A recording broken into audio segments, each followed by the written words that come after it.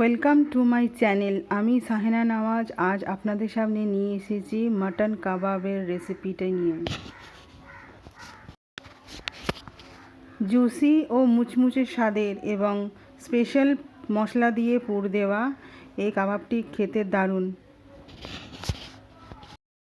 দেখুন বন্ধুরা, এর জন্য একটা আমি পেস্ট বানিয়ে রেখেছি, যার জন্য লাগবে mutton, ginger, salt, cardamom, cinnamon, black pepper, এইসব দিয়ে একটি ভালো এবং চানা ডাল 50 গ্রাম চানা ডাল নিলেই হবে 500 গ্রাম মাটনে। ভালো মতো একটা টাইট পেস্ট বানিয়ে নেব। এটি আমি আগে থেকে তৈরি করে রাখি।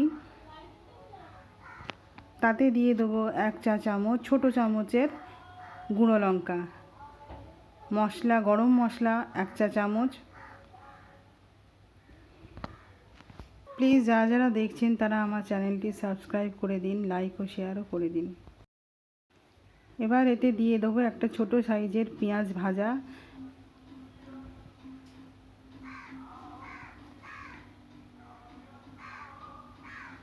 এবং গরম তেল।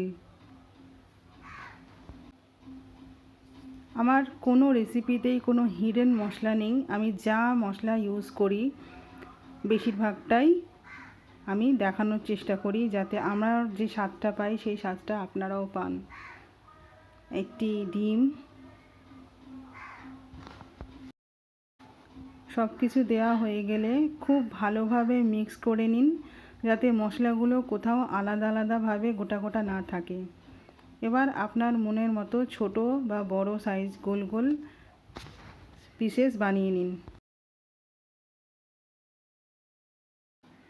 এবার কাবাবের ভেতরে পুর দেওয়ার জন্য ভালো করে কুচি কুচি করে কাটা পেঁয়াজ, কাঁচা লঙ্কা, ধনেপাতা, তাতে কালো মরিচ গুঁড়ো, চাট মশলা, নুন আর লেবুর রস সামান্য দিয়ে খুব ভালোভাবে মিশিয়ে নেব।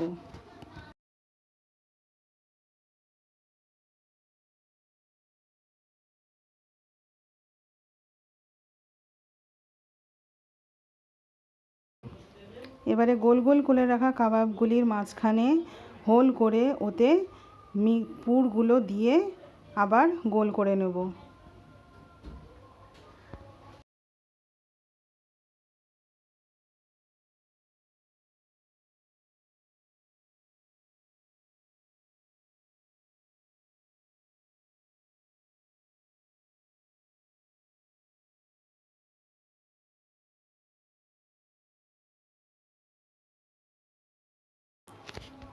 তারপর হাত দিয়ে চ্যাপ্টা চ্যাপ্টা করে এগুলি গরম তাওয়াতে দিয়ে দেব। লোহার তৈরি তাওয়াতে কিন্তু টেস্টটা বেশি আসে।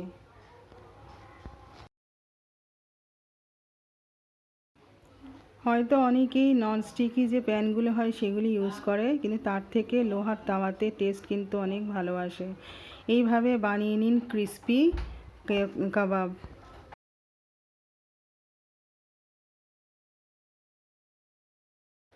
নিন বন্ধুরা, একদম ready crispy outside juicy inside কাবাব। আপনার প্রিয়জনদের সামনে পরিবেশন করুন, আপনাদের বাড়ির সকলের ভালো লাগবেই। Thank you.